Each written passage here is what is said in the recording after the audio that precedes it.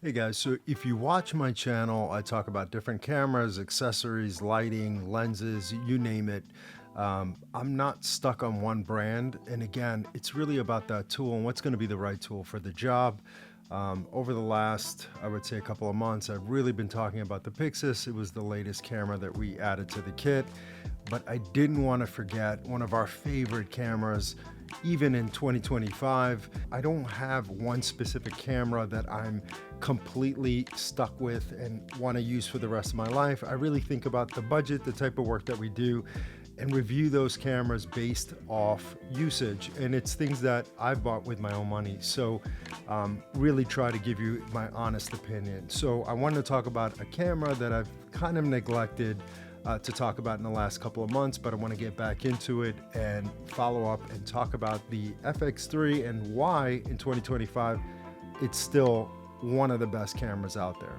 Let's get into it. So Sony made some announcements. I think a lot of people were waiting and thinking that the FX3 2 was going to come out or some sort of variant of that was going to come out, but instead they released the Venice Extension System Mini, which looks fantastic. What is the life cycle of a camera? What is it worth to you? And does it do what it needs to do? So again, I know you've heard this all before. Most cameras released in the last couple of years pretty much do a great job. But I wanted to talk specifically about the Sony FX3 and why I love using this camera on so many different productions. So whether you own an FX3 or thinking about getting an FX3 in 2025 and think to yourself, well, maybe it's an outdated camera, I have to tell you, it's one of the most versatile cameras you'll find out there for this price range. One, the body itself coming with that handle and having all the audio kind of built in, that's a huge plus. The fact that you can build it up, you can't say that for a lot of cameras. Sure, there's some kits out there now for these other cameras, but this camera specifically shines for me. One, it's great for client work because the fact that you can hand off those files, there's really not much to think about. Shooting raw or any sort of B-raw, this is something that clients sometimes, have an issue with. Their editor doesn't know how to work with it. They don't want to have it. They want a ready file that they can go in, maybe bring it into social media and use it as is. So even putting a Rec 709 on those footage files is problematic for some. So this camera gives you that ability. Secondly, it has autofocus. So that in itself is huge. The fact that they've updated and you have that 180-degree shutter angle makes this camera extremely useful. Having the full now kind of sensor readout and being able to shoot up to 48, 120 different flavors in this camera is still super fantastic. Now, I decided for most productions that are going pretty long for the day, we're going with the Cineback, and it's worked fantastically well. I know there's a few things out there besides the Cineback that are a lot cheaper. I haven't tested them.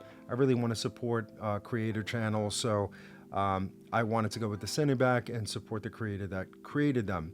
Other than that, I think the camera itself really does all the functions that I needed to do, and even till today works flawlessly. I've been seeing a lot more FX3s on larger commercial productions. Reason being is that I think this camera just has something special. I know the sensors are the same, but the updates they've made to it and the ease of use and being able to rig it up or rig it down, this way we can use lighter accessories like a slider that I don't need to go and rent out a Dana Dolly. I can use a much smaller slider. As far as tripods go, even with this kind of built out, I can still put it on lighter weight tripods and get away with it, as opposed to going with heavier duty tripods. So I think part of that is when people go out and buy a cinema camera, they're not realizing how much they've got to build around that, the type of gear that they need to put it on. I don't know if you noticed the trend, but the reality is cinema cameras are getting a bit smaller and just easier to work with. And I feel like that trend is going to stay.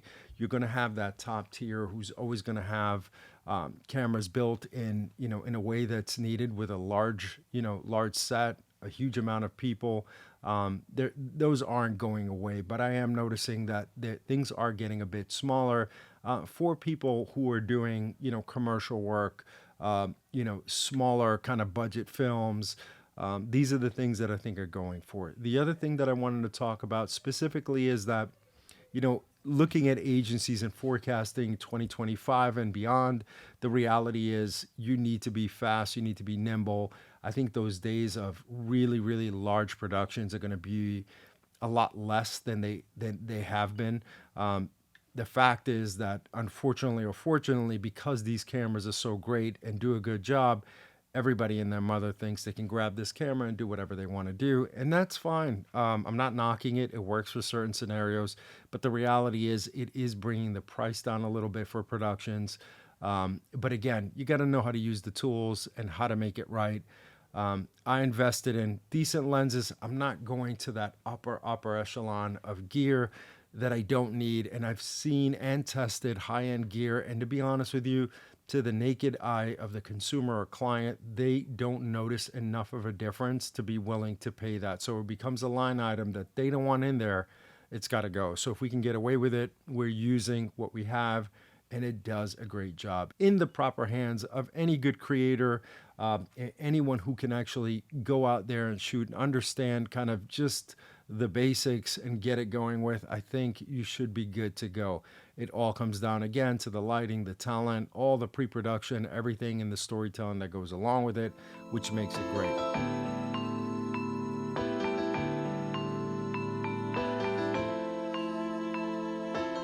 Obviously, I have the Cineback that has a top and a bottom plate.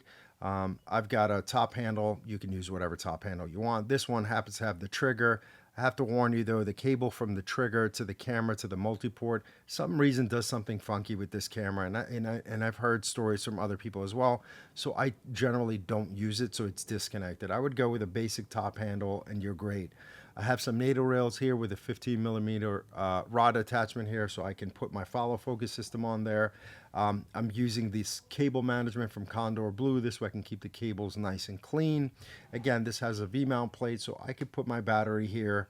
And then let's get to the other side here and talk about what's going on here. Again, we have the PL mount, we have the follow focus system, and I have the Tilta side handle here. This way I can mount either, small shotgun if I wanted to, or add accessories on there, and that mounts on the side of the cage, no problem. I have the D-taps back here. I have 3 available D-taps, so I can hook up a different follow focus if I need to, or power something else on. Also power my monitor, not a problem. Again, if I look at this right now, I'm using the small rig cage with the Cineback.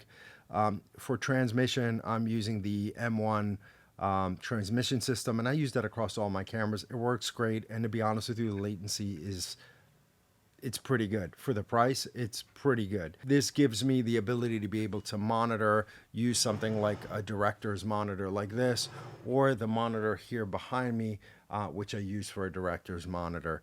Other than that, that pretty much sets me up in a really good place. Now, if I wanted to talk about some accessories that we can use, one thing I wanted to mention also, for every camera that I always have some sort of dovetail plate at the bottom. This way I can balance the camera. This also alleviates some of that pressure of having to get really expensive tripods or heads that are going to hold it. You want to balance your camera. The truth is, it should be featherweight when it's balanced on there. It shouldn't put a lot of pressure on the specific tripod head. So that helps a lot. So how does that work? I can just slide this back and forth.